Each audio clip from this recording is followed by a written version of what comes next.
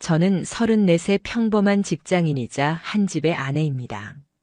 남편과는 30즈음에 결혼해서 올해로 결혼한 지 5해가 되었습니다. 우리가 처음 만났을 때만 해도 남편은 따뜻했고 성실한 사람이었어요. 결혼 생활도 특별히 큰 문제는 없었습니다. 남편은 38살이고 IT 기업에서 일하고 있었죠. 야근이 많고 책임감이 큰 편이라 종종 피곤해 보이지만 저는 그게 원래 그의 성격이라고 생각했어요. 저의 임신 소식은 그 어떤 순간보다 기쁨으로 가득 차야 한다고 생각했습니다. 부모님께도 큰 소식이고 저 자신에게도 새로운 삶의 시작이니까요. 그런데 아이러니하게도 제 마음은 그렇게 흘러가지 않았습니다. 임신을 확인한 순간 저는 행복보다는 묘한 불안과 의심이 먼저 자리 잡았습니다. 물론 임신 초기의 호르몬 변화 때문에 감정 기복이 클 수 있다는 건 알고 있었습니다. 하지만 제가 느낀 불안의 뿌리는 단순한 감정 변화 그 이상이었습니다. 그 원인은 바로 남편의 태도였습니다. 임신 사실을 알리기 전부터 그는 점점 변하고 있었습니다. 집에 오면 바로 피곤하다며 누워버렸고 대화는 줄어들었어요. 예전엔 회사 이야기도 종종 해주고 제가 어떻게 지냈는지 묻곤 했는데 얼마 전부터는 휴대폰만 붙잡고 있었습니다. 처음에는 저도 스스로를 달랬습니다. 회사 일이 많아서 그렇겠지. 내가 예민한가 보다 하고요. 하지만 그가 계속 반복적으로 늦게 오는 날들이 이어지자 제 마음 한구석에서 이상하다는 생각이 점점 커졌습니다. 어느 날은 밤 12시가 넘어서 그가 집에 들어왔습니다. 잔뜩 피곤한 얼굴을 하고는 금방 씻고 침대에 눕더니 휴대폰만 뒤적이고 있었습니다. 그런데 갑자기 전화가 울렸습니다. 벨소리가 겨우 몇 번 울리기도 전에 그는 당황한 듯 급히 끊어버렸습니다. 눈빛이 순간 흔들리는 것을 저는 놓치지 않았습니다. 심장이 크게 철렁 내려앉으면서 생각했죠. 분명히 뭔가 있다. 그냥 회사 일이라면 이렇게 행동하지 않을 거야. 그날 이후 저는 그의 작은 행동 하나하나를 주의 깊게 바라보기 시작했습니다. 저조차도 낯설 정도로 집요하게요. 저는 임신 3달 차를 넘어가고 있었는데 몸은 점점 무거워지고 있었지만 제 시선과 마음은 이전보다 더 날카로워졌습니다. 그는 회식이라며 늦는 날이 많아졌습니다. 저녁 11시를 넘기고 돌아오면 술 냄새도 거의 나지 않았습니다. 예전에는 회사 사람들이랑 술을 마시면 집에 와서도 잔뜩 취한 상태로 저를 귀찮게 하기도 했는데 요즘은 그런 기색이 전혀 없었습니다. 오히려 아주 말짱한 얼굴이었고 그게 이상하게 더 찝찝했습니다. 회사 일이 많아서 그렇다. 회식 자리가 계속 많다. 그는 그렇게 말했지만 저는 속으로 그 말을 믿지 않았습니다. 목소리에서 성의가 사라졌고 표정에서도 따뜻함이 사라졌어요. 마치 집에 있는 게 하나의 의무처럼 느껴지는 순간들이 이어졌습니다. 그러던 중에 저는 결정적인 단서를 얻게 되었습니다. 남편이 샤워하는 동안 충전기에 꽂아둔 휴대폰이 계속 진동을 울리고 있었습니다. 평소 같았으면 절대 손대지 않았을 겁니다. 남의 프라이버시를 훔쳐보는 건 스스로도 싫어하는 일이었거든요. 하지만 제 안에서 설명할 수 없는 불안이 저를 움직이게 했습니다. 손이 먼저 움직이고 나중에야 머리로 생각이 따라오는 느낌이었습니다. 메시지를 열어본 순간 제 시야가 흔들렸습니다. 화면 속에 저장된 이름은 은별이라는 여자였습니다. 나이도 얼굴도 모르지만 메시지 내용은 차갑게 제 가슴을 찔렀습니다. 오늘도 보고 싶어. 다시 만날 수 있을까? 기다려. 오늘 무조건 볼 거야. 친구와는 결코 나눌 수 없는 메시지들이었습니다. 순간 머리끝까지 피가 치밀었습니다. 그제서야 모든 의문이 하나로 이어졌습니다. 피곤하다던 모습, 늦은 귀가, 알 수 없는 전화 태도, 술도 마시지 않은 회식. 그 모든 게 이 여자 때문이었습니다. 손이 벌벌 떨렸습니다. 화면을 넘기면서 확인할수록 가슴은 찢어지는 듯 했습니다. 그의 따뜻한 말들은 이제 제게 돌아오지 않고 있었습니다. 그 여자가 누군지도 모르는데 제 삶을 송두리째 흔들고 있었습니다. 저는 울고 싶었지만 이상하게 눈물이 안 나왔습니다. 그 대신 머릿속은 점점 차갑게 돌아가고 있었습니다. 감정이 무너지면 아이에게 해롭다는 생각이 먼저 들었어요. 배 안에서 작게 움트고 있는 아이가 제 불안을 그대로 느낄까봐 오히려 정신을 꽉 붙들었습니다. 나는 증거를 모아야 한다. 흔들리지 않으려면 사실을 확실히 해야 한다. 그날 밤부터 저는 기록을 시작했습니다. 날짜와 시간, 남편이 늦는 일정, 휴대폰에서 발견한 단서. 작은 노트에 하나씩 적어 내려갔습니다. 그 순간부터 저는 더 이상 단순히 속는 아내가 아니었습니다. 조사자가 되는 기분이었어요. 피가 거꾸로 솟을 만큼 분노했지만 동시에 섬뜩하게 차분해지기도 했습니다. 다음 날 아침 남편은 태연하게 밥상을 마주했습니다. 그는 무심히 물었습니다. 어제는 잘 잤어? 저는 억지로 웃으며 대답했습니다. 응, 괜찮았어. 목소리는 흔들렸지만 그는 눈치를 챌 틈도 없이 식탁을 떠났습니다. 겉으로는 평온하게 하지만 속으로는 결심이 단단히 서 있었습니다. 이 일이 단순한 의심으로 끝낼 수는 없다고요. 뱃속의 아이를 지키기 위해서라도 진실을 끝까지 확인해야 했습니다. 이렇게 저와 남편 사이의 균열은 단순한 오해가 아니라 숨길 수 없는 현실로 굳어져 가고 있었습니다. 남편이 어떤 거짓말을 하든지 저는 이제 눈을 돌릴 수 없었습니다. 제 집착 같았던 불안이 사실로 드러나면서 드디어 본격적인 싸움의 시작이 다가오고 있었던 겁니다. 임신이 13주 차에 접어들면서 제 몸과 마음은 모두 힘겨워지고 있었습니다. 매일 아침이면 어김없이 속이 울렁거렸고 손끝은 차가워졌어요.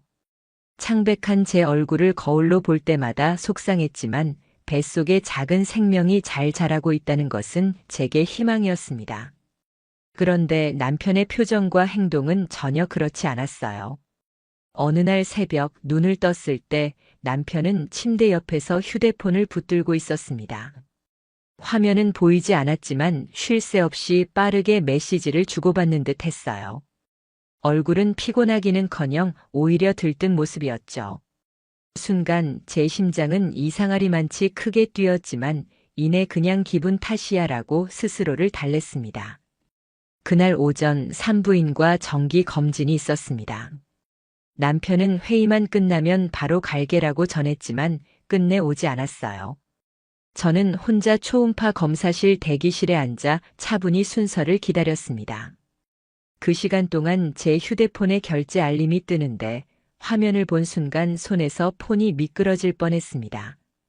알림에는 오후 11시 26분 땡땡 와인바 승인이라는 문구가 선명했어요. 남편은 평소 술을 거의 마시지 않고 임신 소식 이후로는 아예 끊었다고 했었습니다. 그런데 늦은 밤 와인바에서 2인용 세트를 결제했다니 제 머릿속이 얼어붙었죠. 아이가 무사하길 바라면서도 제 마음속에선 불길한 예감이 눈덩이처럼 커졌습니다. 검진은 무사히 끝났고 의사는 아이 심장이 튼튼하게 뛰고 있다고 말해줬어요. 저는 고개를 끄덕였지만 마음은 온통 무거웠습니다. 병원 직원이 남편분도 함께 오셨어요? 라고 묻자 저는 회의가 길어졌어요 라고 대답했지만 그 작은 말 속에서도 목소리가 계속 떨렸습니다. 병원을 나와 약국에서 엽산을 사고 버스를 탔습니다. 창밖으로 따사로운 햇살이 비쳤는데 거리와 사람들의 얼굴은 평온했습니다. 오직 저만이 세상에서 홀로 흔들리는 듯한 기분이었어요. 집에 돌아오자 남편 코트 주머니에 주차권 영수증이 있었습니다. 회사 근처도 아니었고 우리가 사는 동네도 아닌 도심 반대편 한 작은 상권에 이름이 적혀 있었어요. 남편이 한 번도 가본 적 없다고 했던 지역이었는데 그곳은 남편이 자주 간다는 술집들이 모여 있는 곳이었습니다. 영수증에 찍힌 시간은 와인바 결제 알림과 거의 비슷했고 차 번호판도 우리 차 번호가 맞았습니다. 그 순간 전 몸서리쳤죠.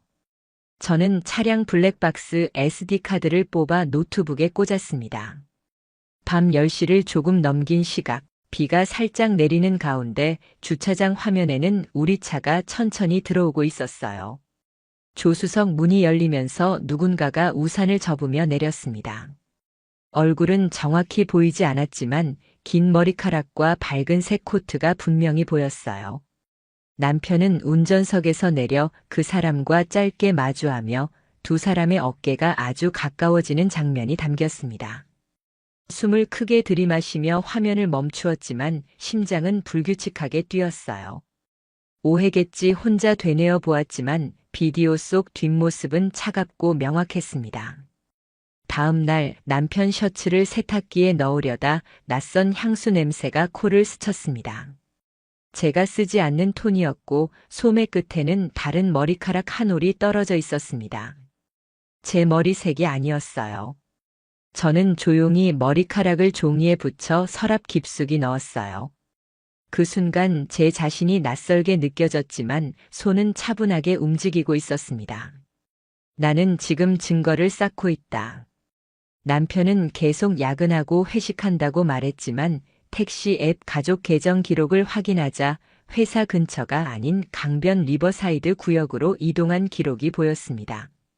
그곳은 조용한 산책로와 카페들, 작은 부티크 호텔이 모여 있는 지역이었어요. 정확한 건물명은 확인할 수 없었지만 동선과 위치만으로도 제 가슴은 무겁게 가라앉았습니다. 저는 마음을 다잡고 식탁 가장자리를 단단히 붙잡았어요. 억울함과 분노가 목까지 차올랐지만 뱃속 아이가 작은 움직임을 보이자 참았습니다. 이 아이가 편안해야 해. 난 흔들리면 안 돼. 저녁 무렵 남편이 집에 들어왔습니다. 저는 일부러 아무렇지 않은 표정으로 늦었네라고 말했죠. 남편은 샤워를 하고 침대로 가며 휴대폰 화면이 보이지 않도록 뒤집어 놓았습니다. 저는 등을 돌려 누워 천장을 바라봤습니다. 순간 내일도 늦을 것 같다는 그의 말소리가 방 안에 잔잔히 울렸고 저는 그래라고 대답했습니다. 입술이 바짝 말라 있었습니다. 그 다음 날 저는 우연히 남편이 실수로 동기화한 캘린더 알림을 보게 되었습니다. 캘린더에는 저녁 8시 북쪽 다리 아래라는 일정이 적혀 있었는데 그곳은 우리 집과 회사 어느 쪽도 아니고 바로 그 리버사이드 구역으로 이어지는 인도교였습니다. 메모에는 우산, 회색 코트라고 쓰여 있었어요.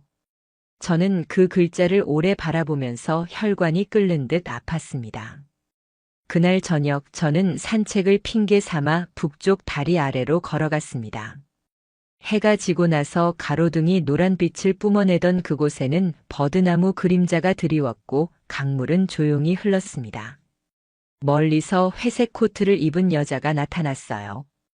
그녀는 우산을 접으며 머리를 만지는 습관이 있었습니다. 그리고 정확히 그 순간 남편이 나타났습니다. 그들은 서로를 알아보는 듯 자연스럽게 가까워졌습니다. 그들의 속도로 다가서자 저는 숨을 조용히 들이마셨습니다. 짧고 낮은 목소리로 인사를 나누었고 긴 포옹이나 과장된 제스처 없이 어깨가 자연스럽게 붙으며 어색함 없는 듯한 움직임이 보였습니다. 그 눈빛은 모든 걸 말해주었어요. 저는 손이 떨렸지만 휴대폰 녹음을 켰고 바람소리 사이로 두 사람의 낮은 웃음소리가 묻어났습니다. 화면에서는 멀리 떨어져 있었지만 시간과 장소, 동선은 모두 저의 눈에 담겼습니다. 두 사람은 강변을 따라 천천히 걸었고 잠시 늦은 벤치에 앉았다가 카페 골목으로 사라졌습니다. 저는 멀찍이 간격을 두고 그들을 따라갔어요. 카페 유리창에 비치는 남편 얼굴은 알던 얼굴이었지만 표정은 낯설었고 여자가 말할 때 고개를 기울이는 모습이나 계산대에서 자연스럽게 자리를 비켜주는 모습, 종이컵을 주고받는 모습까지 모두 익숙함을 전제로 하는 행동들이었습니다. 저는 카페 맞은편 노출 벽돌 담장에 기대어 서서 20분 동안 그들의 모습을 지켜봤습니다. 해가 완전히 저물고 간판들이 하나 둘씩 켜졌지요.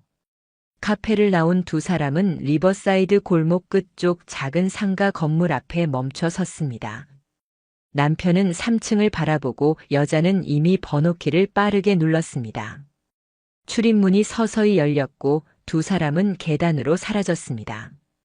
저는 그 문이 닫히는 순간까지 뚫어지게 바라보고 있었어요. 그 자리에서 소리치거나 뛰어들지 않은 제가 이상했죠. 대신 저는 시간을 꼼꼼히 기록했습니다. 출입문 CCTV 각도, 간판 위치, 옆 상가 폐점 시간, 가로등 고장 위치, 제가 서 있던 자리와 동선까지 모두요. 숨은 차분했고 눈물은 나오지 않았습니다. 마음이 무너져 내려야 하는데 머릿속은 정확하게 정리되고 있었어요. 아마 아이 때문일 겁니다. 울어버리면 숨이 가빠지고 숨이 가빠지면 배가 단단해지는 걸 원하지 않았으니까요. 한참 뒤 1층 철문이 삐걱이며 열리고 두 사람이 나란히 내려왔습니다. 약간 간격을 두고 걷는 그들의 모습, 남편은 휴대폰을 확인하고 여자는 머리카락을 넘기며 옅은 미소를 지었습니다. 그 순간에도 저는 뛰어들지 않고 반대편 버스 정류장 유리에 비친 그림자로 동선을 다시 확인했어요. 두 사람은 각자 다른 방향으로 흩어졌습니다. 집에 돌아온 남편에게 저는 아무렇지 않게 말을 건넸어요. 오늘도 늦었네. 그가 회의가 길어졌다라고 말하자 저는 손을 씻으며 몸 조심해라고 자연스럽게 대답했습니다. 하지만 가슴속에는 차갑고 단단한 결심이 자리했죠. 그날 밤 저는 접은 영수증 한 장을 찍어 사진으로 남겼습니다. 와인바, 주차권, 택시 영수증, 블랙박스 영상, 카페 영수증, 오피스 출입 시간까지. 증거가 점점 쌓일수록 냉정함 속에 자리한 분노는 더욱 선명해졌습니다. 그리고 밤이 깊어질수록 저는 스탠드를 켜고 노트북을 열었습니다. 페이지 위에는 크게 적었습니다. 아이는 무슨 잘못이 있나? 그 아래로 각 시간과 장소, 증거를 적으며 저는 몸도 마음도 긴장 상태로 기록했습니다. 새벽 어둠이 엷어지자 저는 소파에 기대어 창밖을 바라봤습니다. 마음속으로 결심했어요. 다음 한 번만 더 확실하게 보고 증거를 확보하자고. 그리고 그 한 번이 우리 결혼의 마지막이 될 거라는 걸 누구보다 정확히 알고 있었습니다. 남편의 거짓말이 쌓여갈수록 제 마음속 의심도 점점 단단해졌습니다. 임신 초기였지만 무너지고 싶지 않았어요. 뱃속에 있는 아이를 위해서라도 저는 차분한 상태를 유지해야 했죠. 그래서 제 행동은 점점 조사자의 그것처럼 변해갔습니다. 어느 날 남편이 집을 나서기 전 저는 몰래 그의 차 키를 챙겼습니다.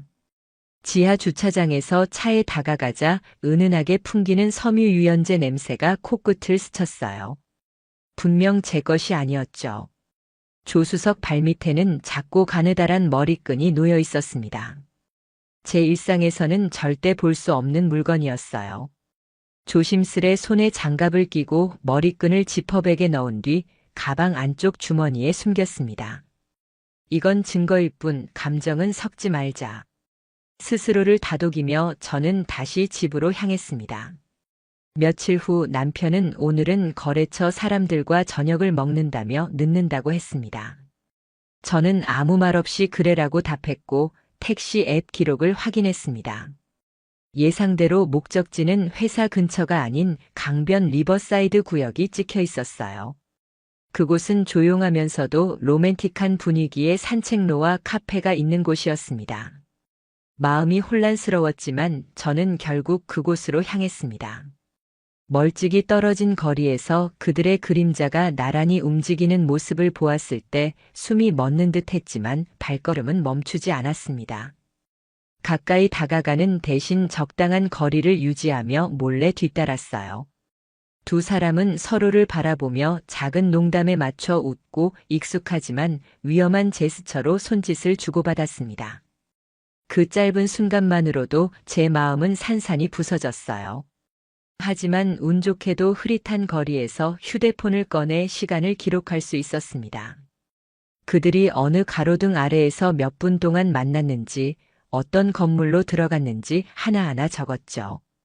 밤 깊은 시간 그들이 건물 안으로 사라진 뒤에도 저는 그 앞에서 한참을 서 있었습니다. 들어갈 수는 없었지만 문이 닫히는 순간의 소리와 불빛이 머릿속에 깊게 남았어요. 그리고 깨달았죠. 이제 되돌릴 수 없다. 끝까지 확실히 확인해야 한다. 집에 돌아온 남편은 입가에 미소를 띠며 오늘은 힘들었어 라고 말했지만 저는 웃으며 물 한 잔을 건넸습니다. 표정은 평온했지만 속은 차갑게 얼어붙어 있었어요. 그가 말한 회의라는 단어를 저는 더 이상 믿지 않았습니다. 그리고 저 역시 앞으로 나아갈 길을 명확히 알게 되었죠. 남편의 거짓말과 불륜의 증거가 하나둘 쌓이면서 제 내면의 분노는 점점 깊어졌습니다. 하지만 저는 감정적으로 무너지지 않으려 애썼어요. 임신 중이라는 현실이 더 조심스럽게 만들었고 무엇보다 아이를 위해서라도 침착해야 했습니다. 그래서 저는 더 이상 감정에 끌려다니지 않고 차분하고 냉정하게 행동하기 시작했습니다. 우선 휴대폰 통화 내역과 문자 메시지, 카드 결제 기록을 꼼꼼하게 살폈어요. 밤늦은 시간에 이어지는 통화들은 대부분 20분, 40분 길게는 1시간 정도 지속됐습니다. 그동안 남편이 누구와 그렇게 긴 대화를 했는지 그 생각만으로도 마음이 타들어갔습니다. 증거들은 소홀히 다뤄질 수 없었기에 직접 녹음기를 준비해 남편의 차와 가방 속에 몰래 넣어두었습니다. 처음 몇 날은 잡음과 생활음만 가득했지만 며칠 뒤들은 녹음 파일 속에선 낯선 여자의 웃음소리와 속삭임이 분명히 들렸어요. 그 목소리는 마치 제 심장을 짓누르는 듯 했고, 너 이제 진실을 알았어 라고 말하는 것 같았습니다. 그때 저는 자신도 모르게 결심한 듯 했습니다. 도망칠 수 없는 지점에 왔구나. 바로 그날 남편이 출장이라며 떠난 날 저는 몰래 그의 뒤를 밟았습니다. 남편은 지방 출장이라 했지만 실제로는 도심의 한 호텔에 차를 세웠습니다. 숨죽이며 호텔 로비를 지켜보니 남편은 한 여자를 반갑게 맞이하며 손을 꼭 잡았습니다. 그녀는 제가 예전에 남편 회사 거래처에서 본 적 있는 여직원이었어요. 두 사람은 호텔 문을 함께 통과했고 라며 웃는 모습과 서로의 시선을 주고받는 순간이 제 휴대폰 카메라에 모두 잡혔습니다. 그 순간 다리가 후들거려 주저앉을 뻔했지만 제 마음은 이미 단단해져 있었습니다. 마음속 분노가 불덩어리처럼 타올랐지만 저는 겉으로는 웃으며 남편에게 출장 힘들었지라고 말할 수 있었죠. 속으로는 차갑고 단단한 결심을 굳혔습니다. 이제는 모든 걸 정리하고 마무리할 준비를 하고 있었습니다. 남편과 그 여자를 법정에 세우겠다는 생각으로요. 마음속으로 수백 번 외쳤습니다. 이제 끝이야. 너희는 여기서 무너질 거야. 하지만 임신한 제 몸은 분노에 휩싸여 무너지기에는 너무 소중했습니다. 그래서 철저하고 치밀하게 돌이킬 수 없는 방식으로 모든 준비를 해나갔어요. 먼저 남편의 거짓말 패턴을 세밀하게 기록했습니다. 출장이라고 했던 날짜와 제가 직접 목격한 호텔 출입 날짜가 완벽하게 일치했죠. 변호사에게 이 모든 자료를 보여주자 그의 얼굴에는 냉정함이 묻어났습니다. 좋아요. 이건 충분히 법정에서 힘을 발휘할 겁니다.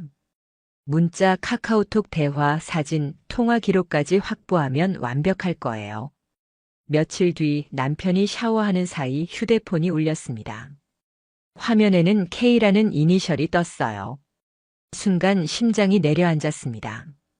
손은 떨렸지만 본능적으로 메시지를 열어보았죠. 문자 내용은 믿기 어려울 정도로 확신에 가득 차 있었습니다. 어제 너무 좋았어. 당신이 있어서 행복해. 그 뒤로 이어진 수많은 대화에는 오늘도 보고 싶어. 다음 주에도 같은 호텔에서 만나자라는 말들이 적혀 있었어요.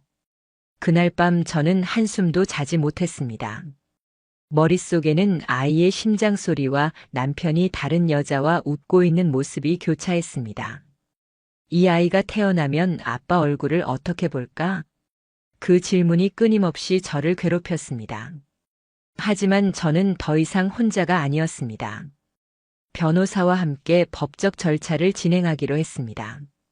변호사는 확실한 방향을 제시했어요.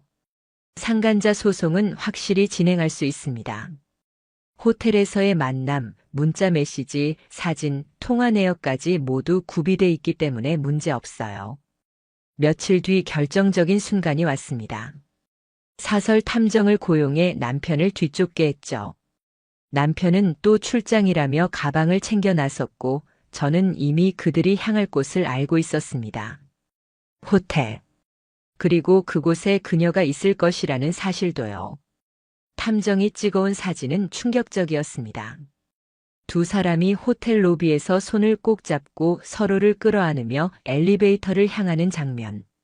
그 표정은 너무도 행복해 보였기에 저는 내 존재가 얼마나 우스워졌는지 새삼 깨달아야 했습니다. 아이의 엄마로서, 아내로서, 여자로서 저는 완전히 짓밟혔지만 무너지지 않았어요. 변호사에게 모든 증거를 넘기며 말했습니다. 이제 시작해 주세요. 두 사람을 법정에 세우고 싶습니다. 남편은 여전히 모른 척하며 힘들지. 내가 옆에 있어 줄게 같은 말로 위로를 표했습니다. 그 말마저도 독처럼 제 가슴을 찔렀습니다. 저는 웃으며 대답했지만 속으로는 차갑게 결심했어요. 너희 행복은 여기까지야. 나는 반드시 끝을 보겠다.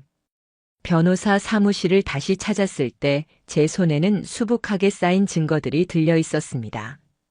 카카오톡 대화 기록, 호텔에서 찍은 사진들, 통화 내역, 그리고 카드 결제 영수증까지. 남편의 배신이 낱낱이 드러난 흔적들이었죠.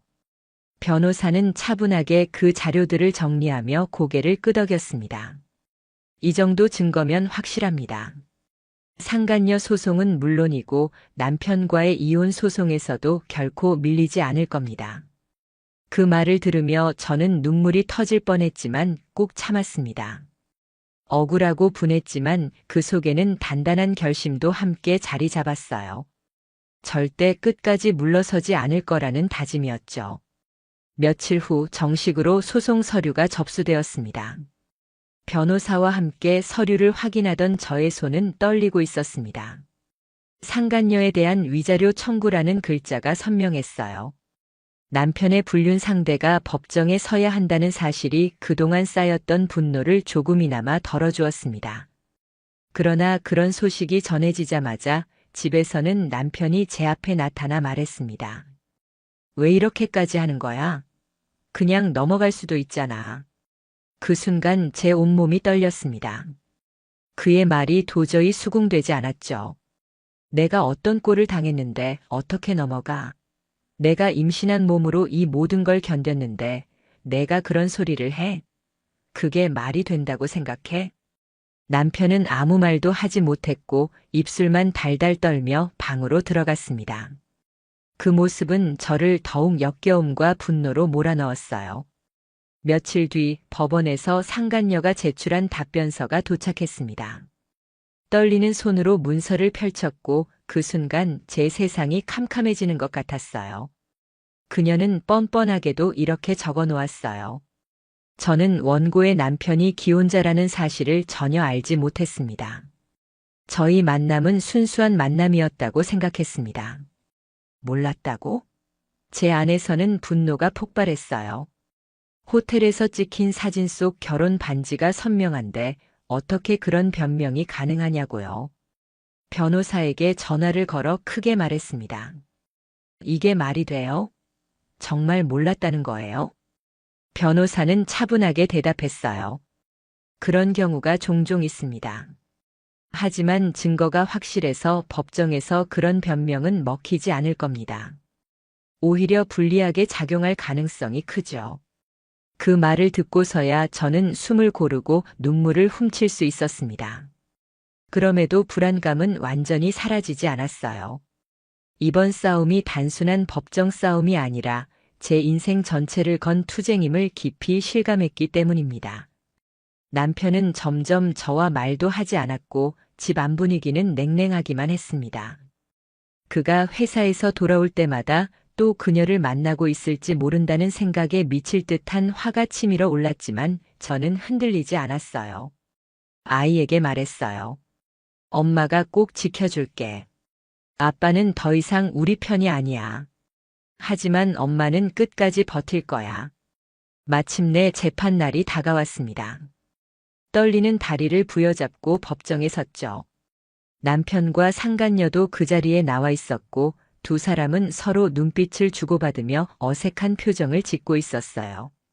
그 모습을 보며 제 마음속에 단단한 감정 하나가 자랐습니다. 너희는 오늘 끝이다. 법정에 들어서자 무거운 공기가 가득했습니다. 재판장 앞에는 저와 변호사 그리고 남편과 그의 변호사 상간녀까지 모두 앉아 있었죠. 제 손은 땀으로 젖었고 가슴은 쿵쾅거려서 숨이 턱 막힐 것 같았습니다. 재판장은 차분한 목소리로 제출된 증거들을 하나씩 살펴보았습니다. 호텔 카드 결제 내역, 카카오톡 대화, 사진까지 모두 꼼꼼히 검토했죠. 증거를 보는 상간녀의 얼굴이 점점 하얗게 굳어갔고 그녀는 입술을 꽉 깨물며 시선을 피했습니다. 남편도 마찬가지로 불편한 표정을 지으며 의자에 앉아 있었습니다. 제가 증언대에 섰을 때 떨리는 목소리로 말했습니다. 저는 남편을 믿었습니다. 그런데 임신으로 몸도 마음도 힘들 때 남편은 다른 여자와 호텔에 있었습니다. 이 믿음의 배신이 얼마나 깊은 상처인지 아십니까? 눈물이 흘렀지만 재판장과 방청석은 모두 숨죽인 채 제 말을 경청했습니다. 허락된 몇 마디를 계속 이어갔어요. 저는 감정 싸움이 아닙니다. 제 삶과 아이의 권리를 지키기 위해 여기 섰습니다. 남편과 상간녀는 저를 2번 죽였습니다. 인간으로서 감당할 수 없는 치욕과 모욕을 안겼습니다. 변호사가 증거와 제 진술을 이어가자 상간녀 측 변호사는 억지 주장을 내놓았습니다. 의뢰인은 남편이 기혼임을 전혀 몰랐다고 진술하고 있습니다. 그러자 방청석에서 웃음 섞인 소리가 터져 나왔고 저도 참지 못하고 목소리를 높였어요. 결혼 반지를 낀 사진까지 있는데 몰랐다고요? 거짓말도 정도껏 해야죠. 재판장은 엄중히 말했습니다. 증거가 명백합니다. 더 이상 변명은 무의미합니다. 상간녀는 결국 눈물을 흘리며 무너졌고 저도 피해자입니다라고 쇠약한 목소리를 냈지만 누구도 그 말에 설득되지 않았습니다. 남편은 그런 그녀를 바라보며 차갑게 고개를 돌렸죠. 그 순간 저는 깨달았습니다. 그들은 서로를 지켜줄 마음도 책임질 용기도 없다는 것을요. 며칠 후 판결이 내려졌습니다. 남편과 저는 법적으로 이혼했고 상간녀는 저에게 위자료를 지급하라는 판결을 받았습니다. 판결문을 손에 쥔 순간 그동안 쌓였던 억울함과 분노가 눈물과 함께 터져 나왔습니다. 그러나 그 후 상황은 정말 참담했습니다. 남편은 불륜 소문이 확산되어 회사에서 인사조치를 받았고 상간녀 역시 다니던 회사를 그만두었다고 들었습니다. 두 사람은 서로 책임을 미루며 결국 관계조차 유지하지 못한 채 무너졌습니다. 저는 아이를 지키며 새로운 삶을 시작했습니다. 힘들었지만 오히려 이 모든 사건이 저를 더욱 강하게 만들었어요. 내가 겪은 고통은 헛되지 않았다. 절대 포기하지 않고 싸워서 내 권리를 찾았다. 그렇게 다짐했습니다. 남편과 상간녀가 사회적으로, 법적으로 무너지는 모습을 지켜보며 묵직한 위안을 느꼈습니다. 저는 더 이상 피해자가 아니라 끝까지 싸워 이긴 사람이었습니다.